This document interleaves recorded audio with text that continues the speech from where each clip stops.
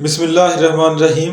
السلام علیکم دوستو، آج اپنی آنکھوں کے سامنے ایک بہت بڑا جنازہ دیکھا، پاکستان کی تاریخ کا ایک بہت بڑا جنازہ، بلکہ یہ کہنا بھی غلط نہیں ہوگا کہ پاکستان کی تاریخ کا یہ بہت بڑا جنازہ ہے۔ صرف بڑا جنازہ ہی نہیں، جس میں لاکھوں لوگوں نے شرکت کی ہے۔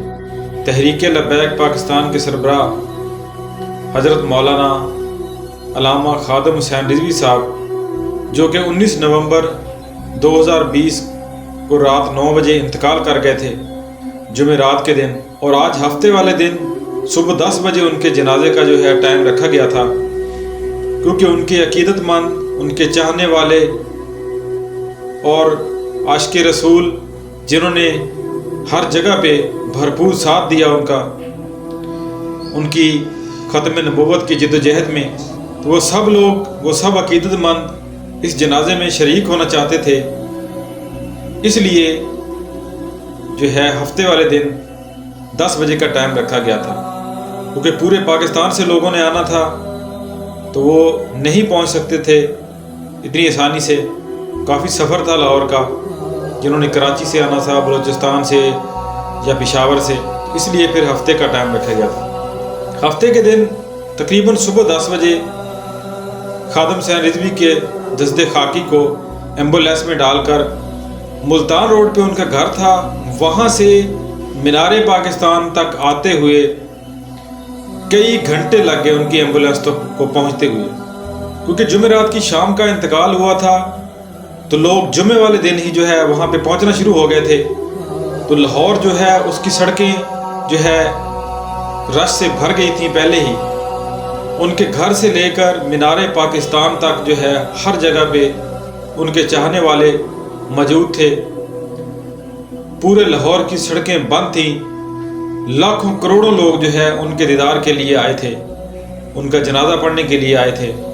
یہی پاکستان کا میڈیا، جس پر پابندی تھی علامہ خادم حسین کی تقریریں، ان کے جلسے جلوس، ان کو کور کرنے کی، آج سارا میڈیا براہ راست ان کے جنازے کی تقریب دکھا رہا تھا، اور نیوز چینلوں کے جو رپورٹر تھے وہ یہ کہنے پر مجبور ہو گئے تھے کہ اتنا بڑا مجمع انہوں نے اپنے صحافت کے کیریئر میں کبھی نہیں دیکھا۔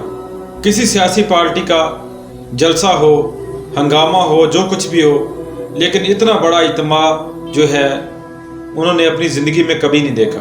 تو یہ واقعی بہت بڑا اجتماع تھا۔ علامہ خادم حسین رضوی صاحب کا جو جنازہ تھا، اس پہ بہت بڑا اجتماع تھا، کیونکہ لاہور میں مینار پاکستان کے ارد گرد دور دور تک سڑکوں پر عوام کا رش نظر آ رہا تھا، جو کہ خادم حسین رضوی کے جنازے میں آئے ہوئے تھے۔ تمام ٹی وی چینل اس کو لائیو کور کر رہے تھے، دیکھ رہے تھے۔ تو یہ واقعی بہت بڑا جنازہ تھا۔ علامہ خادم حسین رضوی ایک سچے عاشق رسول تھے۔ انہوں نے عشق رسول میں اور خاتم نبوت پر جتنا پہرا دیا ہے، شاید ہی پاکستان کی تاریخ میں کوئی آدمی اس پر دے گا، کیونکہ پاکستان میں حکمران تو آج تک ایسا کوئی آیا ہی نہیں ہے جو اس طرح آواز ختم نبوت پر اٹھا سکے۔ یہ عوام کا کام ہے، عوام نے ہی کرنی ہے، علماء نے کرنا ہے یہ کام۔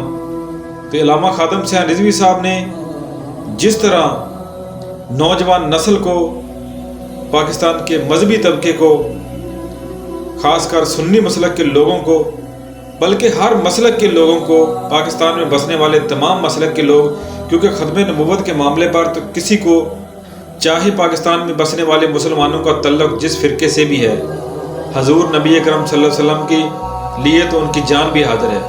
ختم نبوت پر پاکستانی کسی کے ساتھ کوئی کمپرومائز نہ کریں گے اور نہ ہی کیا ہے۔ تو خادم حسین رضوی صاحب نے ختم نبوت کے لیے بہت کام کیا۔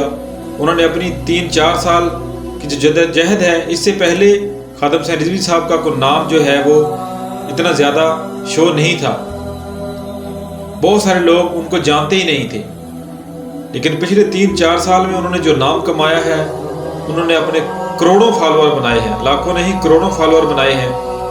جتنے بھی عاشقان رسول ہیں، جتنے بھی لوگ حضرت محمد صلی اللہ علیہ وسلم سے محبت کرنے والے ہیں، وہ سب ان کے ساتھ ہیں۔ تو آج امت مسلمہ کے لیے اور خاص کر جو عاشقان رسول تھے ان کے لیے یہ بہت بڑا صدمے کا دن تھا، بہت ہی بڑا صدمے کا دن تھا کہ علامہ خادم حسین رضوی ایک لیڈر تھا، بہت بڑا لیڈر تھا۔